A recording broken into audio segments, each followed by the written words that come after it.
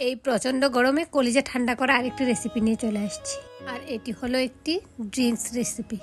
অনেকে এটিকে মিল্কশেক, অনেকে এটিকে ম্যাঙ্গো মাস্তানা হিসেবে ডাকে। তবে এই ড্রিঙ্কসটি অনেক রিচ আর খেতেও অনেক সুস্বাদু, একেবারে কলিজা ঠান্ডা করার মতো একটি ড্রিঙ্কস। আপনি এই ভিডিওটি ফলো করে এই ম্যাঙ্গো মিল্কশেক বা ম্যাঙ্গো মাস্তানাটি বানিয়ে দিতে পারেন, তাহলে পরিবারের সকলেই পছন্দ করবে আর খেয়ে সকলেই তৃপ্তি পাবে। এই ম্যাঙ্গো মাস্তানা তৈরি করার জন্য এখানে আমি বড় সাইজের 2টি পাকা আম নিয়েছি। এখন এগুলোর খোসা ছাড়িয়ে এগুলোকে ছোট ছোট টুকরা করে কেটে নিব। আর আম নির্বাচনের সময় অবশ্যই পাকা আমটা বেছে নিতে হবে। আর আমি যে আমটা নিয়েছি এটা একেবারে পাকা এবং কি অনেক মিষ্টি, তাই ছোট ছোট টুকরা করে বড় এক বাটি দিয়ে দিয়েছি এই ব্লেন্ডার জারে। আর বাকি কয়েকটা রেখেছি পরে গার্নিশিং এর জন্য। আর আমটা অনেক মিষ্টি। এখন এই বড় সাইজের এক বাটি আমের জন্য আমি দিয়ে দিচ্ছি 1 বাটি বরফ জমানো দুধ। আমি হাফ বাটি করে ফ্রিজে রেখেছি বরফ জমার জন্য।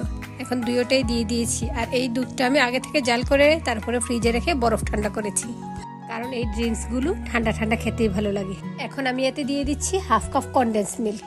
আপনাদের কাছে কনডেন্স মিল্ক না থাকলে চিনি ও গুঁড়ো দুধ দিয়ে নিতে পারেন, তবে আমি মিষ্টির জন্য শুধু কনডেন্স মিল্ক ইউজ করছি, আজ চিনি দিব না।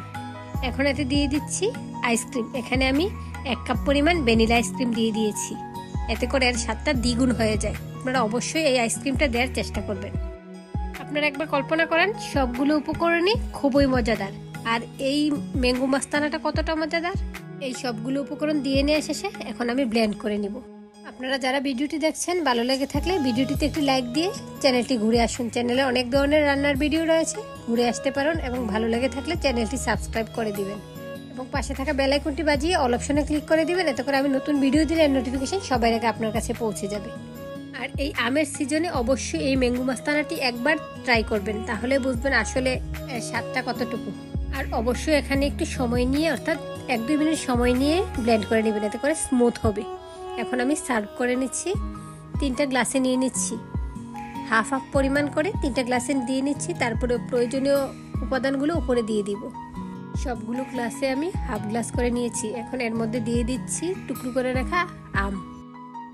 3টা গ্লাসে আমগুলো দেওয়ার পর এখন আবারও দিয়ে দিচ্ছি প্রতিটি গ্লাসে 2 টুকরো করে আইস কিউব।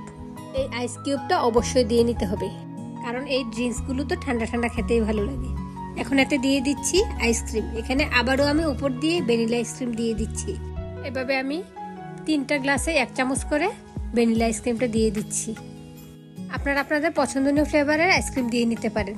এখন আমি আবারও উপর দিয়ে নিচ্ছি আমের টুকরা। 3টা গ্লাসে আমি আবারও আমের টুকরা দিয়ে নিলাম। আমের টুকরা দিয়ে নেওয়া শেষে এখন উপর দিয়ে আবারও দিয়ে দিচ্ছি কাঠবাদাম কুচি। কাঠবাদাম কুচি দেওয়ার পর দিয়ে দিচ্ছি আবারও কাজু বাদাম কুচি। এখন উপর দিয়ে দিচ্ছি কিশমিশ। আসলেই এই ড্রিঙ্কসটা যে খেতে এতটাই সুস্বাদু, এটি খাওয়ার ফলে সত্যিই কলিজা ঠান্ডা হয়ে যায়। এখন উপর দিয়ে আবারও আমের জুস দিয়ে দিলাম। এই তো এতেই রেডি হয়ে গেল ঠান্ডা ঠান্ডা ম্যাঙ্গো মাস্তানা। আশা করি ভিডিওটি ভালো লেগেছে। এরকম নিত্য নতুন ভিডিও পেতে হলে আমার চ্যানেলটি সাবস্ক্রাইব করে রাখুন। আবার চলে আসবো অন্য কোনো নতুন ভিডিও নিয়ে। সে পর্যন্ত সবাই ভালো থাকুন, সুস্থ থাকুন। আল্লাহ হাফেজ, আসসালামু আলাইকুম।